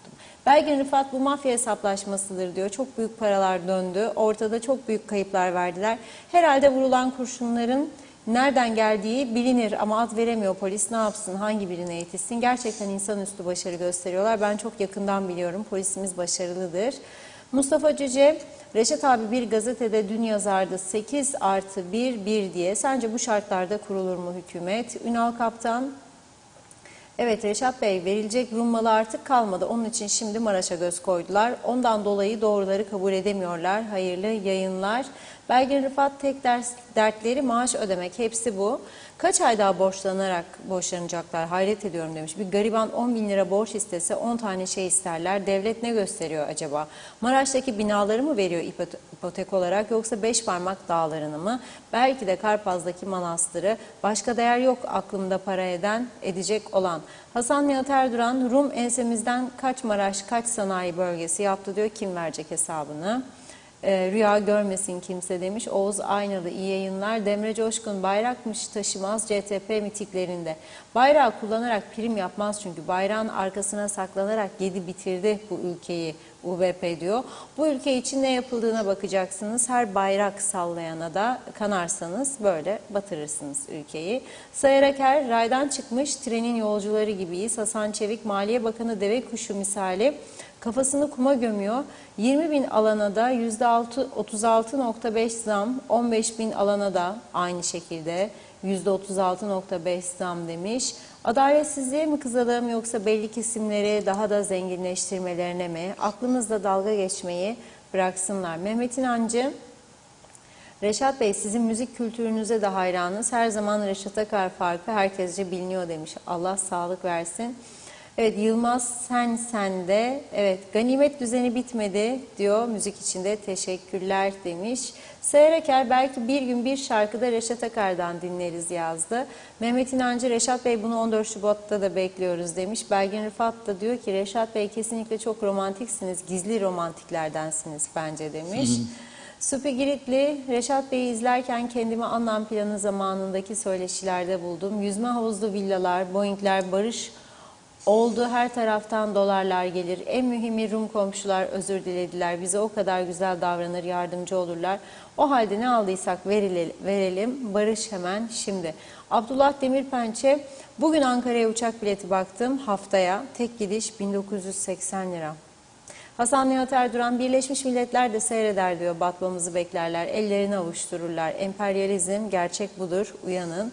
Gül'in Finikeli, dibin dibini gösteriyorlar bize, bu memleketi sözde yönetenler, pes artık pes, nereden tutarsan tut elinde kalıyor, yazık demiş. Enver Taşer, bu Covid hastalığından dolayı ülkede 40.000 çalışan işçi terk etmek zorunda bıraktılar. İnsanların iş yerlerini kapatıp aç ve parasız bıraktılar. Özel sektörün 1500 liralarını ödemediler. Resmen insanları bu adadan göndermek için elinden geleni yaptılar. Halbuki 40.000 sigortalı çalışandan hükümet vergilerini, sigorta paralarını alıp kamuda çalışanları ödüyorlardı. Ama şimdi giden çalışan işçilerin yerine sözde öğrenci adı altında adaya 40.000 öğrenci geldi. Çoğu kaçaktır eminim. Ne devlete ne millete faydaları yok. Uyuşturucu işi arttı diyor. Artık kendi çocuklarımızdan korkar olduk demiş. Evet, bakıyorum emojiler var bir sürü. Soner Sabriler diyor ki Reşat Bey çok Kıbrıslı, Kıbrıs'a gelmek bile istemiyor. Nedeni de KKTC'nin düzeni demek istedi herhalde. Bu dalillerle tüm kapılardaki yoğunluğa çözüm bulmak şart. Biz para kazanacağımız kapıları kapatıyoruz. Beceriksizler demiş Belgin Rıfat. Bazı köylerden 4.45'te yola çıkıp Limasol'a giderler. Ne yapsınlar? Çocukların eğitimi ya da banka borçları ya da işsizlikten dolayı çaresizler diyor. Son görüşmelerinde konuşmalar Mausa kapısını sabah haberlerinde de duymuştum. Ne zaman olur bilmiyorum ama demiş. Cumhurbaşkanı ve Anastasiadis İngiliz temsilciyi ziyaretlerinde konuşmuşlar diyor. Evet, Oktay Değirmencioğlu, Rumlar yavaşlatma, bezdirme politikası yapıyorlar. Son alınan 100 polis de ara emri nedeniyle göreve başlayamadı demiş. Ulus Barani, Mausa kapısının açılmasını öneriyorsunuz, eylem yapın diyorsunuz. Siz de kameralarla orada olup canlı yayın yapın, halk da destek versin demiş. Belgin Rıfat, polis almaya kıyamıyorlar bir türlü. Halbuki boylu postlu eğitimli kaç tane gencimiz güneye çalışmaya geçiyor çaresizlikten demiş. Süleyman Hüseyin, okuyayım ben. Bir fincan kahve KKTC'de ne kadardır diyor. Enver Taşer, bu adada öğrenci olarak gelen kişilerin, özellikle Afrika kökenli kişilerin iyice araştırılıp öğrenci olmayan, işi olmayan kişilerin toplayıp Güney'in yaptığı gibi toplu gönderilmesi lazım. Yoksa bu ada birkaç yıla kalmaz yaşanmayacak hale gelecek. İyi yayınlar dedi. Kamil Basmacı, bu ülkenin fıçısı çıktı. Artık kimse düzeltemez diyor. Sinir olmayın. Mehmet İnancı, tünelin ucunda mum ışığı var mıdır Reşat Bey, yoksa mum da mı yok, sönmek üzere demiş.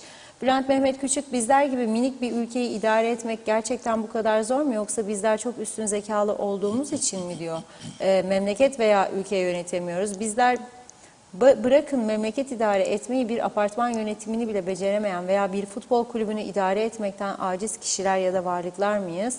Günümüzde siyasiler sanki de başka gezegenlerden gelmiş, değişik yaratıklar gibi hareket etmektedir.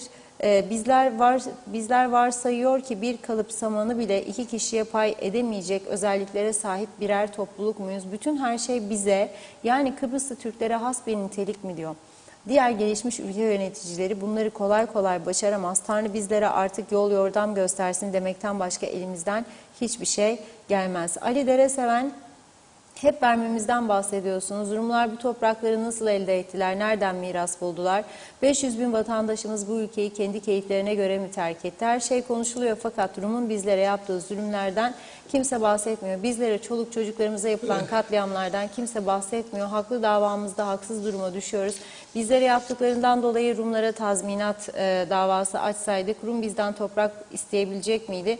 Bu şekilde rahat konuşabilecekler miydi? Bunları gündeme getirmiyorsunuz demiş. Önemsiz konular mı diyor. Daha önce de benzer mesajlar vardı Ali Bey'in. Cevap da vermişti Reşat Bey. Evet, bakalım. Yücel Barbaros, aynı yolu gitmekle değişik köye gidilmez. Mehmet Akın, Kuzey Kıbrıs Savaş'tan çıktı, 50 yıl oldu. Geçmiş ve gelmiş bütün yönetimler Kıbrıs Türk halkının geleceğini çaldılar. Hem de hiç utanmadan, ve bu insanlar hala halkın arasında geziyorlar. Adada yaşayan halkın insanca yaşama hakkını elinden aldılar. Bu kadar tembellik yetmez mi? Artık soruyorum diyor. Bütün devletler tasarrufa gidiyor, üretim arttırmaya gidiyor. Kuzey Kıbrıs hala elektrik, tüp gaz sorununa çare bulamıyor. En kolayı zam yapmak. Bütün yönetimler gelmiş geçmiş hükümetleri suçluyor. O zaman sizler de aday olmayın, seçime girmeyin diyorum. Bu cennet vatanı daha fazla kirletmeye, yokluğa sürüklemeye Evet, bataklığa batırmaya kimin hakkı var demiş. Hakimler, savcılar, avukatlar neden greve gitmiyorlar? Yeni yasalar çıksın diye merak ediyorum dedi. Evet, bir iki mesaj kaldı. Halide Sılay, bizim mahallede dereye apartman için temel attılar. Depo süpermarket yanı diyor, dere yatağında. Şahit Mahmut diyeyim. İyi yayınlar dilemiş. Ali Dereseven, Reşat Bey, Anavatan buradaki bu kötü gidişe niye müdahale etmiyor demiş. Bizi gözden çıkardı mı? Kadir Tatlıtürk'te polis kime bağlı? İstense her suç işleyen anında bulunur. Burası Teksas oldu. Özgün Şataf, buradan Girne Belediyesi'ne sesleniyorum. Lütfen diyor, Girne'deki restoranları denetleyin. Yoksa virüs böyle gitmez, bitmez demiş. Evet, Şenay Üzümcü de ben de yaz sebzelerini kışın yemiyorum ama ne yazık ki her şey çok pahalı. Marketler her gün fiyat değiştiriyor dedi. Necdet Mavi Gözlü, Kuzey Kıbrıs Birleşik Afrika Pakistan Cumhuriyeti'nden hayırlı günler. Erol Revan, Londra'dan Kıbrıs'a tek yol Larnaka 74 pound, Ercan'a en ucuz bilet 201 pound. İstanbul'da bekleme süresi de 12 saat. Belgin Rıfat, 100 polis yetmez ki demiş. En azından 500 polis almaları gerekir. Tekrar münhal açsınlar diyor. Ve son olarak Hasan Nihat Erduran'ın mesajını okuyorum. Son değil, daha da var. Herkes dokunulmaz burada. Hep ondandır demiş disiplin olmaması. Ev dağınık böyle gitmez dedi diyorum ve sözü Reşat Bey'e bırakıyorum. Buyurun. Evet, çok teşekkür ediyoruz. Erol Bey'in Londra'dan yazdığı bilet fiyatları gerçekten çok önemli. Londra Larnaka 3,5 saat sürüyor. Larnaka Londra 5 saate yakın ama dönüş daha kısa zaman alıyor. 3,5-4 saat maksimum.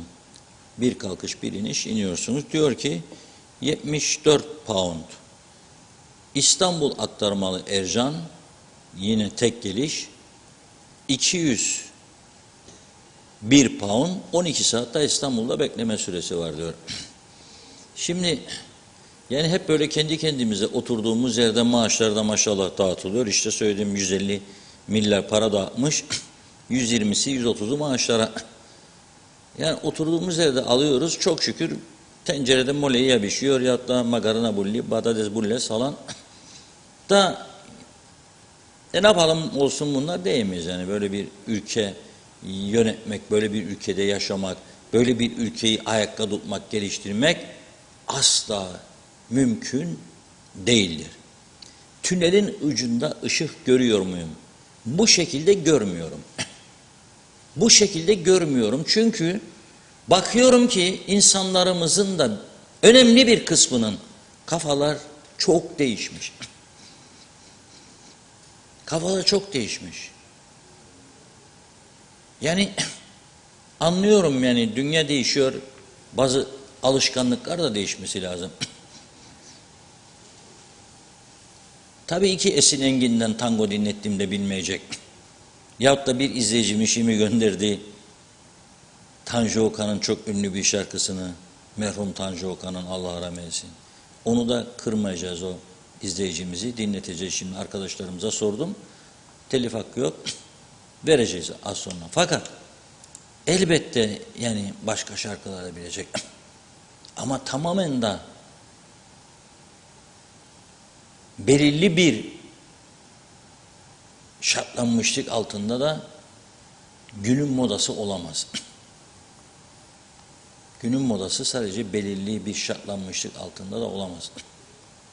Ve bakıyorum çoğu insan çalışmadan kazanmak istiyor.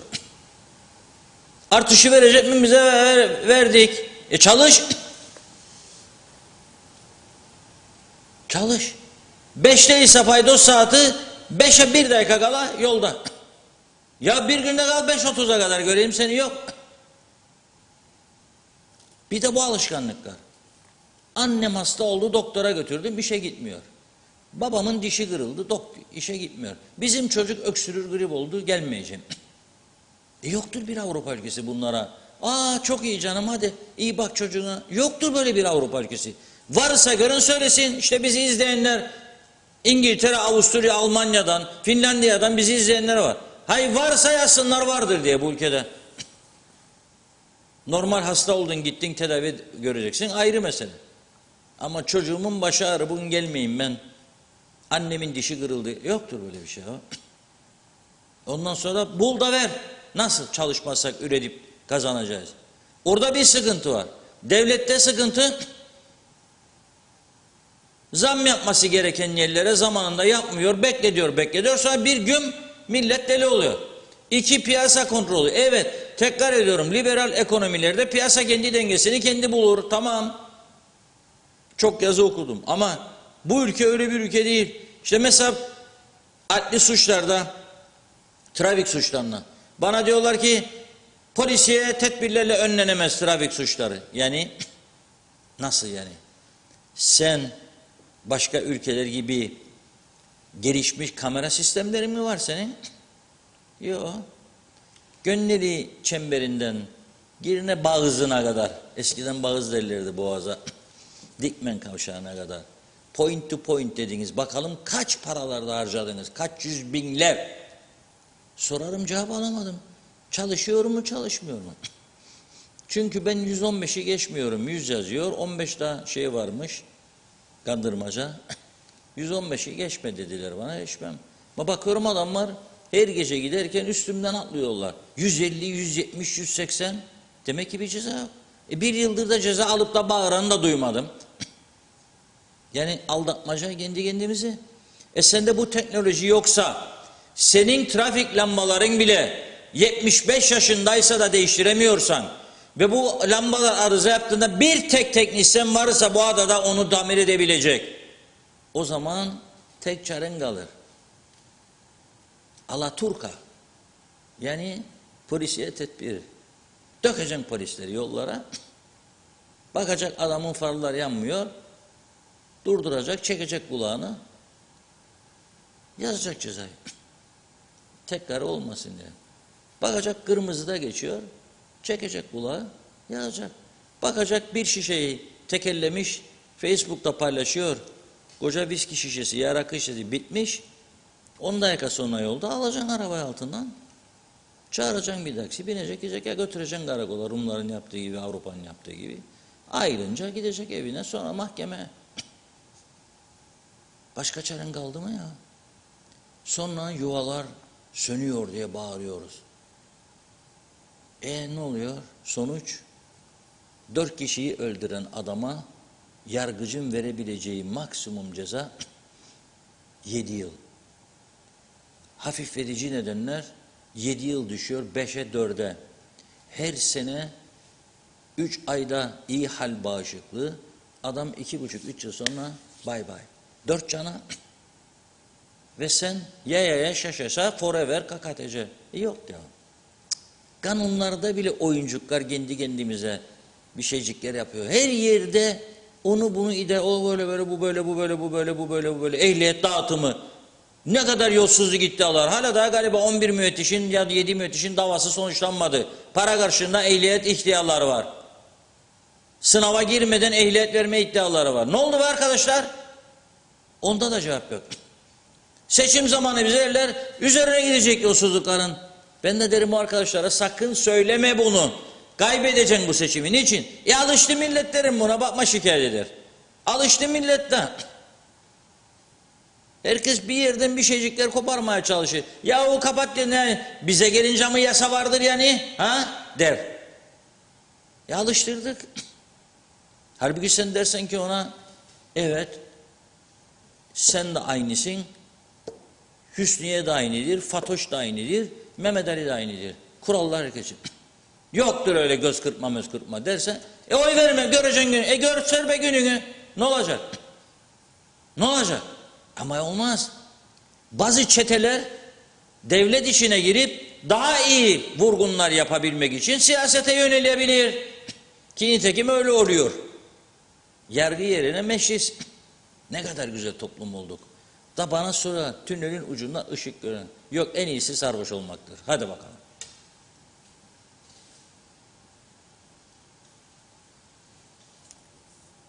Olma diyor bana bizim yayıncılar.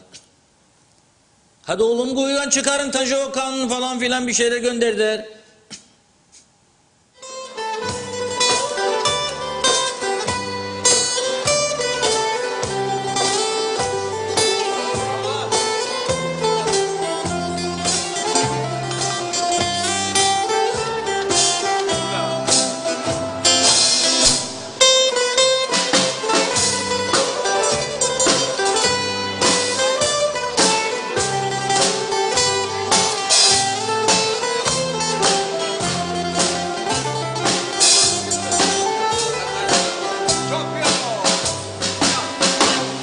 Öyle sarhoş olsam ki bir an seni unutsam, unutsam bu günleri, yarınları unutsam. Öyle sarhoş olsam ki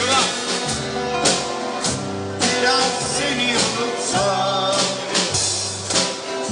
unutsam bu günleri, yarınları unutsam. Hazır mıyız? Öyle sarhoş olsam ki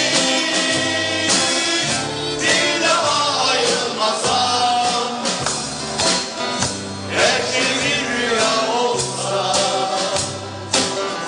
unutarak uyansam. Öyle sarhoş olsam ki bir daha ayrılmasam, her şey bir rüya olsa, unutarak uyansam.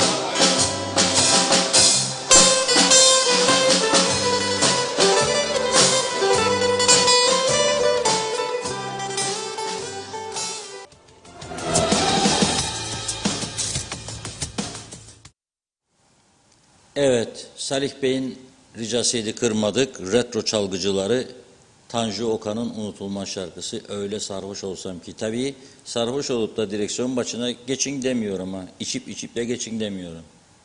Limit neyse o. Her şeyin bir sınırı vardır. Şarkı güzel şarkı ama unutulmayacak bir şarkı. 100 sene sonra bu şarkı yine dinlenir. Tanju Okan'ın birçok Hasret diye bir şarkısı var. Çok müthiş. Kadınım diye bir şarkısı var. Müthiş.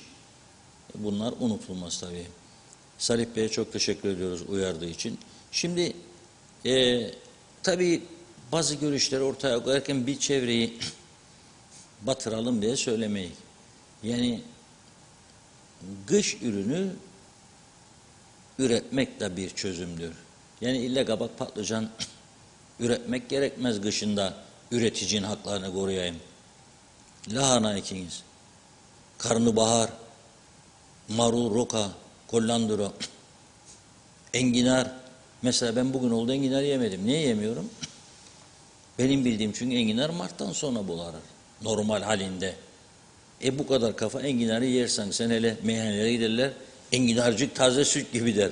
Meyhaneci tabii ama nasıl oldu bu kafa böyle? Bu kafa nasıl oldu böyle? Denetleme, neyi denetlemesi? Zaten hormonu ölçecek bir teknoloji yok Kıbrıs'ın kuzeyinde. Yok. Ha bir tanecik yersen bir şey olmaz. Olmam tabii, ben de bilirim. Ha bir tane ondan, bir tane bundan, bir tane bundan. İnsanlar dikkat edebildiği kadar kendisine dikkat etmesi lazım. Şimdi gelelim evgafın su meselesine. Yani hükümet meselesine. Meclise giren siyasi partiler bu işi çok ciddi bir şekilde değerlendirmek zorunda. Yeni bir seçim hele mümkünat yok. Bu ülke yeni bir seçimi kaldırmaz. Daha seçime yeni çıktık. Ayrıca ne değişecek? Yani 1 ay, 3 ay, 5 ay içinde ne kadar değişiklik olacak? Biri bir eksilecek, biri bir yükselecek. Ne olacak zannediyorsunuz? Yani onun için halkın tercihlerini dikkate alarak bir an önce güçlü bir hükümetin iş başına gelmesidir. UBP-CTP olursa süper olur. Meclisin çoğunluğu ellerinde, çok rahat işrahat yapabilirler. Çok rahat. Biri federasyoncudur, biri iki eşit egemencidir. Daha önce yaptıkları gibi Kıbrıs konusunu hükümet programına almazlar. Bırakırlar dış işlerini yürütenlere, iç sorunlara odaklanırlar. Madem ki başkanlık sistemi istemiyoruz, diktatörlük falan filan diyorlar bazıları.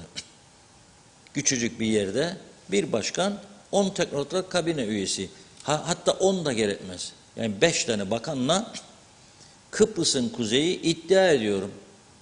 Göz kırpmalar falan olmazsa, durursa, birilerinin baskısı, tehdidi, şantajıyla değil, gerçekler üzerinde, hak, hukuk, adalet üzerine içtihat yapılırsa 2 yıl sonra burası düzelir.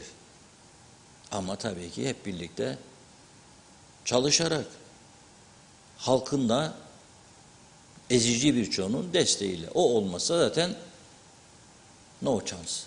Evet Hunna Hanım, mesajları Son okuyalım mesajları ve aktarayım. tamamlayalım. Ayten Güler Hasgören, Reşat Bey, siyahi öğrenciler o kadar rahatlar ki karışan yok, istedikleri gibi hareket ediyorlar diyor. Kendi ülkelerinde bu kadar rahatlar mı acaba demiş. Evet, Ali Taner Kocano, bir paket tuvalet kağıdı 80 lira. Evet, Hasan Nihat Erduran, Ercan yok gibi hayalet ambargo bu işte yazdı. Belgin Rıfat, gerekli yerlere personel alınmıyor nedense. Herhalde işe girecek torpilliler bu işleri beğenmiyor. Dış temsilcilik ya da müsteşarlık isterler. İş tecrübesi olmayan insanlar elçiliklerde çalışıyor. Ne sorsam 1 dakika sorayım da söyleyeyim diyorlar. Evet. Yani resmen acınacak haldeler, bu da bir gerçek. Mehmet İnancı, İngiltere'de böyle güzellik yok Reşat Bey. İşe giderse parasını alır, gitmezse kesilir parası. Evet, Belgin Rıfat da asla böyle bir mazeret geçmez. Ölüm olursa tamam ama yine de bir üstüne haber verip onay almak gerekir. En az 12 saat önce burada böyle.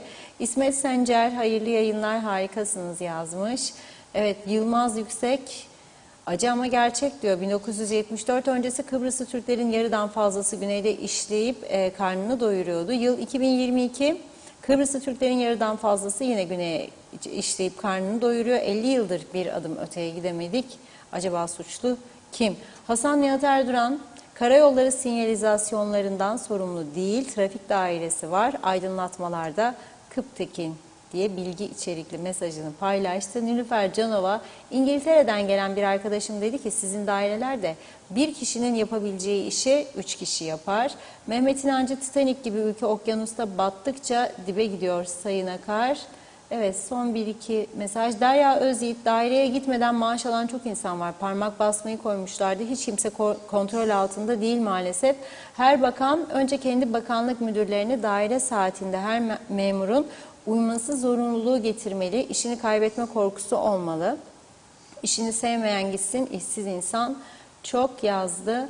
Veli Bayır, demeyin öyle Reşat Bey diyor. Kahramanmaraş'ta seralardan çekelim ürünleri demiş.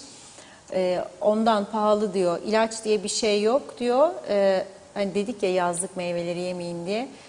Haksızlık etmeyin demiş. Hasan Nihat Erduran, Birleşmiş Milletleri kovacağız diyor.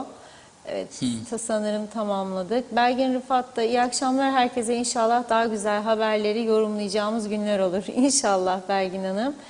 Hasan Nihat Erdoğan, Tufan Hoca eski başbakan, o sıkıntı bence yoksa olur demiş. Mehmet Akın da teşekkür ediyorum.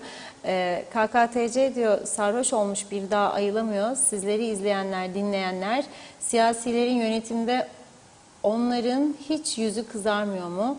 Ama Elsen Başkanı'na çocukları, torunları elektrik niye kesiliyor dendiğinde ne cevap veriyor? Stokçular zam yaptığında vicdanları rahat mı acaba ve bu ülkenin bütün sorunlarını görüp de kendi menfaatleri uğruna sümen altı yapıp bu problemi görmezden gelenler geceleri rahat uyuyabiliyor musunuz? Ve sizin gibi sorunları gündeme getiren herkesi de tebrik ediyorum demiş.